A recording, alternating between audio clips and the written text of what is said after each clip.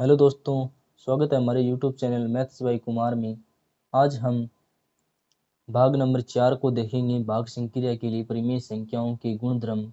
इसके अंदर पहला टॉपिक है संवर्त गुणधर्म। संवर्त गुणधर्म को हम देख लेते हैं। इसके अंदर हम कुछ एग्जाम्पल ले लेते हैं। 5/3 प्लस 2/5। सॉरी, यहाँ पे भाग रहेगा कि हम भाग संक्रिया के लिए देख रहे हैं। तो इसको हम करेंगे तो 5/3 आगे वाली संख्या है, इसको हम पलट देते हैं, तो व्युत्क्रम लिख देते हैं इसका।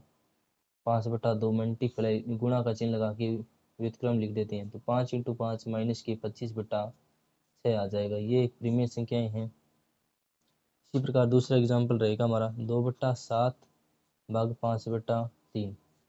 2/7 गुणा 3/5, 3×2 6/35। इसी प्रकार तीसरा एग्जाम्पल रहेगा -3/8 भाग -2/9। -3/8 गुणा 9/-2। तो यहाँ पे देखेंगे कि 9 × 27, 8 दूनी 16, माइनस माइनस से कट जाएगा। तो यहाँ पे देख रहे हैं कि हम ऐसा लग रहा है कि 25/7 परिमेय परिमेय परिमेय परिमेय संख्या का भाग परिमेय संख्या में देने पर परिमेय संख्या प्राप्त होती है।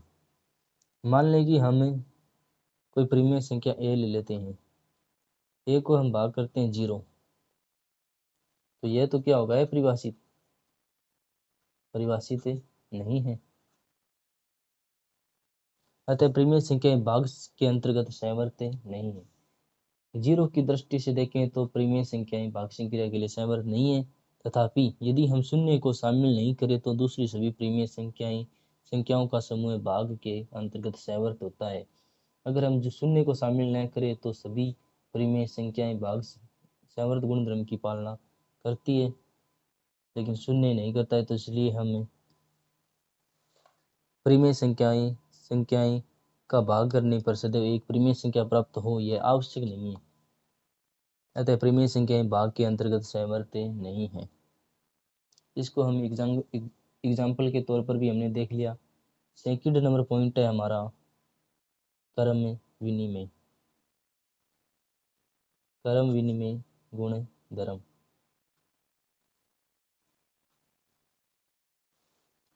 क्रम विनिमय गुणधर्म को अभी हम एग्जाम्पल के तौर पर देखेंगे कि इसमें होता है कि a-b को भाग डिवाइड कीजिए आप, फिर b डिवाइड a कीजिए, ये बराबर है। आए तो क्रम विनिमय गुणधर्म की पालना होती है, अगर नहीं आए तो नहीं होती है। इसको हम एग्जाम्पल के तौर पर देख लेते हैं। 5/4 डिवाइड 3/7 बराबर 3/7 डिवाइड -5/4। माइनस के 5/4 आगे वाले का हम व्युत्क्रम लिखते हैं गुणा का चिन्ह लगा के 7/3।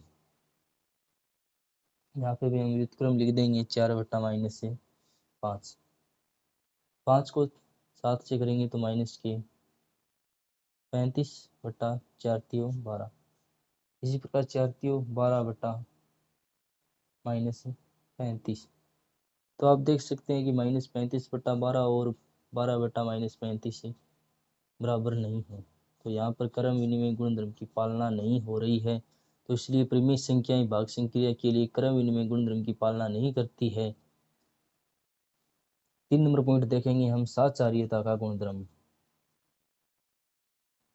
साचार्य गुणधर्म। साचार्य गुणधर्म के अंदर होता है a divide b divide c बराबर a divide b divide c। ये होता है, इसको हम देखेंगे यह सत्य है या असत्य है।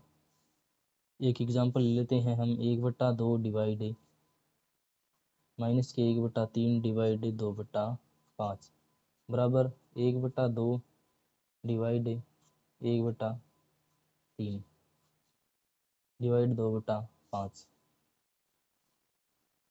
यहाँ पे 1/2 का हम 1/2 लिखेंगे डिवाइड। यहाँ पे हम 1/3 गुणा, भाग को हम गुणा में चेंज कर देंगे और जो भी संख्या है इसे हमें उल्टा करके लिख देंगे, जैसे 5/2, या हम कह सकते हैं व्युत्क्रम में लिख देंगे।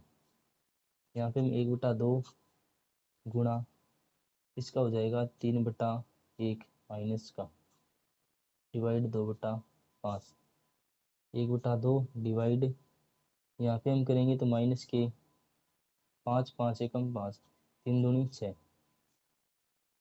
यहाँ पे हम करेंगे 3 एकम 3, 2 एकम 2, चिन्ह यहाँ पे क्या आएगा माइनस आ जाएगा क्योंकि -1 है, डिवाइड 2/5। तो यहाँ पे हम डिवाइड को गुणा में चेंज करेंगे तो 6/-5 बराबर 3/2 गुणा 5/2।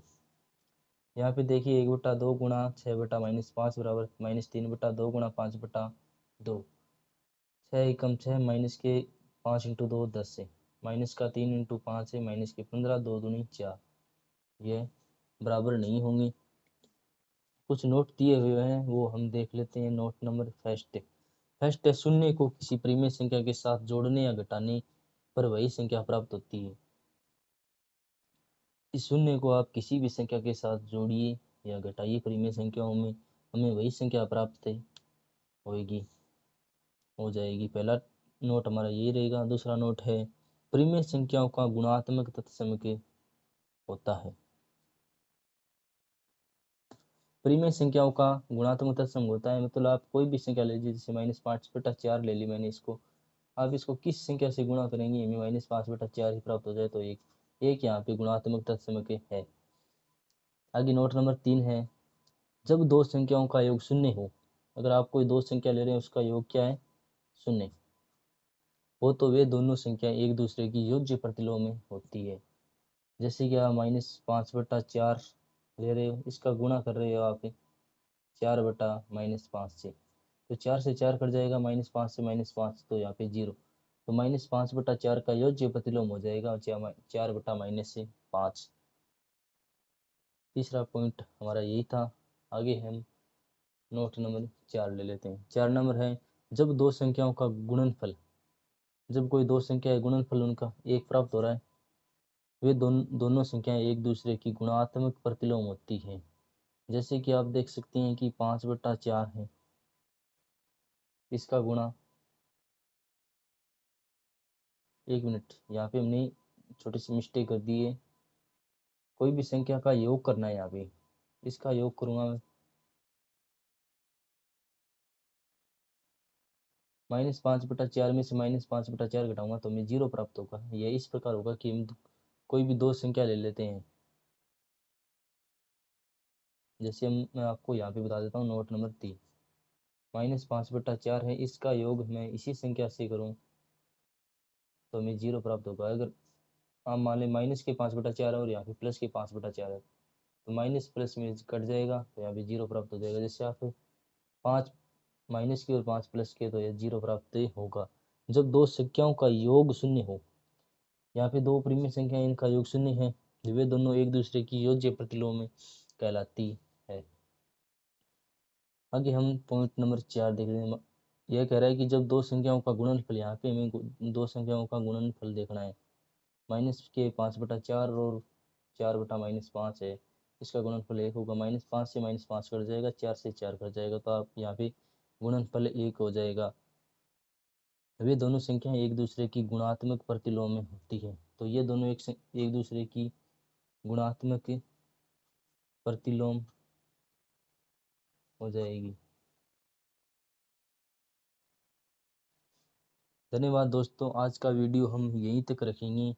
नेक्स्ट वीडियो में हम एक्सरसाइज 1.1 को सोल्व करेंगे और इसके कुछ क्वेश्चन देखेंगे। अगर आपको हमारी वीडियोज़ अच्छे लग रहे हैं तो आप हमारे चैनल को शेयर सब्सक्राइब लाइक कमेंट ज़रूर करें, अपने दोस्तों को भेजें।